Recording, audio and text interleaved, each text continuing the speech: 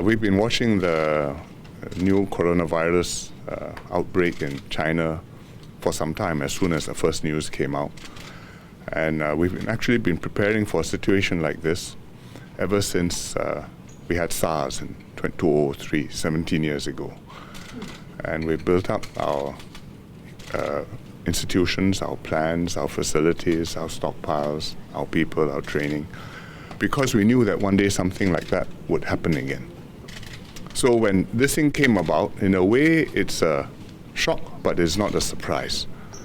And I was away when we set up the committee to respond as the situation heated up. I was away in Davos. But when I came back and I had a chance, I wanted to come and visit to see what our preparations, our facilities, our organizations, and most of all the people, the teams who are working day and night, looking after the patients, screening the suspect cases, tracking the public health, the new visitors coming in, and making sure that we have a coordinated national response to this new coronavirus, which has become a very serious problem in China, and as the WHO has recognized, is an international medical emergency. So far, we've done well in terms of catching the cases which have come in, isolating them, treating them, and some of them are here in the NCID. And the doctors tell me that the patients are generally doing well, which is good news. But we have to continue to be vigilant because the outbreak is far from over. In fact, may still be accelerating in China. We don't know what is going to happen in other countries. It's spread to many other countries. No other country has got a huge number of cases like China so far. But you don't know how the countries will be able to react, detect, contain, and if you have, it can become a major problem for the world, and not just for a short while, but for quite a long time to come. So we have to continue to be on guard. I think that the government has got our plans together. I think we have very professional, dedicated medical and public health teams. I think that the public is very aware of the situation. We have this gov.sg WhatsApp chat group, and more than, I think, 250,000 people have signed up for the information which we're putting out on the chat group. So we're doing everything that we can. I think there's every reason to be watchful, but there's also every reason to be confident. And for each one of us to do our part, to be sensible, first on personal hygiene, wash your hands frequently, don't touch your face and mouth and eyes unnecessarily, because that's how germs get from your hands into your body. If you are unwell, stay away from work and crowds, stay at home. If you are well, go about your life as normal. You don't need a mask to go around Singapore or to be at work if you are well, because there's no community spread of the virus. And the mask gives you a false sense of security, because most of the time you don't get the virus from breathing it in. You get it from contact, and you need to take the rest of the precautions to wash your hands, to keep yourself clean, and to know when you are unwell and to stay away from crowds. So I'm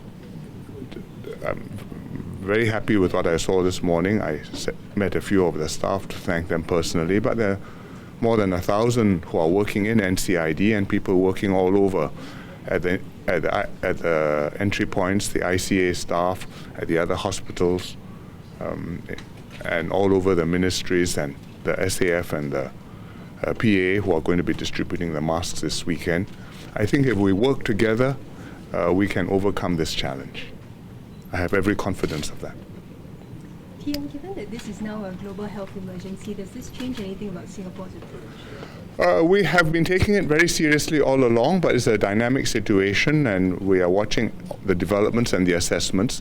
And this assessment by the WHO yesterday confirms our view of the situation. And the ministers are evaluating what we should do next. And I think they'll have some announcements to make later today. The anti-Chinese sentiment is quite high in overseas. So what is your message to Singaporeans in Singapore? I read an article in the International New York Times yesterday which says that in many countries people see this as a Chinese thing and have a reaction against China and PRC Chinese particularly because they think they are the cause of the virus. And I think that's not quite the right approach to take. This is an illness. I don't think the Chinese wished it upon themselves. They are trying very hard to fight it. And I think we should work with them to help make sure this is not a global problem. We have to protect ourselves, but you have to be quite clear that this is a virus which is not a virus which only carried by people who come from China. It's a virus which can affect any human being. And I think we should have that firmly in mind. What measures do we have in place in case of community spread of the virus? I think we are not anywhere near that point. We do our best to make sure we prevent community spread.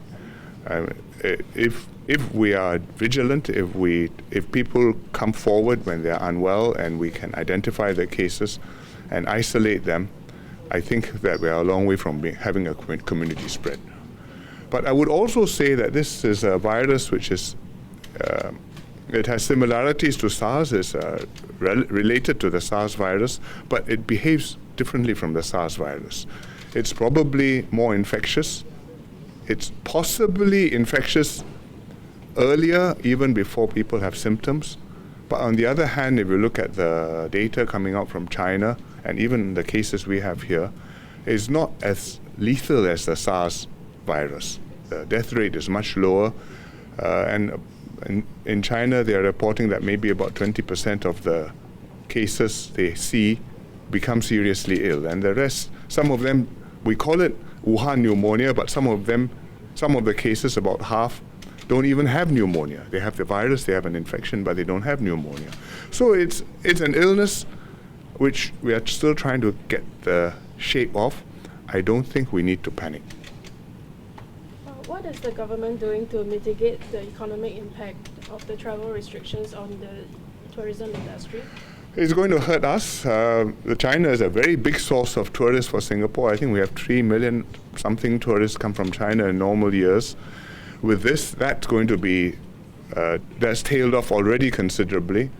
And I think tourism from other sources will also tail off because everybody will be cautious and will stay at home and avoid travel. So I think the travel, F&B, hotel industry is bound to be significantly affected. I expect the rest of the economy also to be affected because with China in semi-lockdown mode now, the economy is bound to slow down, and our economy is quite tightly engaged with theirs. They are our biggest trading partner. So we are working hard, MTI and the other agencies, on suitable measures to help businesses and help Singaporeans and help the economy see through this crisis period. How can Singapore enhance its measures to counter the spread of untruths about the virus? Well, I'm very glad that we have POFMA because this is one difference between this round and SARS in 2003.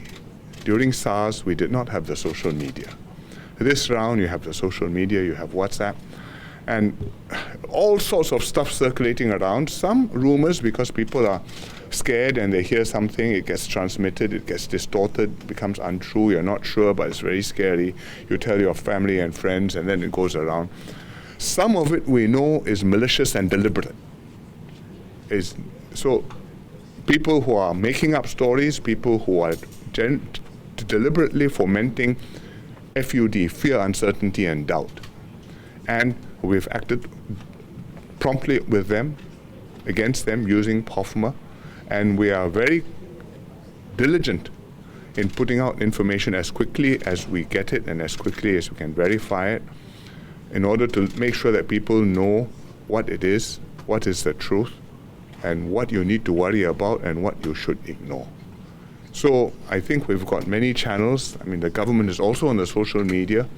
We are on the we are in the mass media, the mainstream media. All of you have a very important responsibility in this situation to explain to people what is happening, to report things which do happen, whether it's a favorable development or a new worrying change, and to make sure that people have sources of news which they can trust and which are reliable and which they will turn to. And I think that we have a good chance of succeeding in doing that. How can we strike a balance between being well prepared versus perhaps overreacting to the current situation, for example, with the mask situation? Well, I think as a government, in a way, we are overreacting because we are trying to look ahead to see what can go wrong and take preemptive steps to prevent that from happening. So if you see something didn't go wrong, it's not just hang on, I'm very happy it didn't happen, but it means we have done things which were right, and we are glad that it didn't have to be tested. But I think for individuals, you have to take the best advice on how best to protect yourself and what is the best thing for us to do collectively as a community in order that we come through this safely and well. We have enough masks in Singapore. We have not run out. There are plenty. But if everybody carries one, wears one every day, well or not well, and there are 6 million people in Singapore, every day I'll need 6 times 3 or 4 masks, and in that case, I will run out.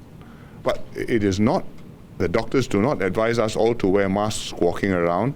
It is not helpful, and in fact, it can be counterproductive because it may give you a false sense of security. You think you are safe, but in fact, your hands are dirty. Your mask may be dirty. When you take off your mask, you touch it. That's when you get infected, not when you wear your mask.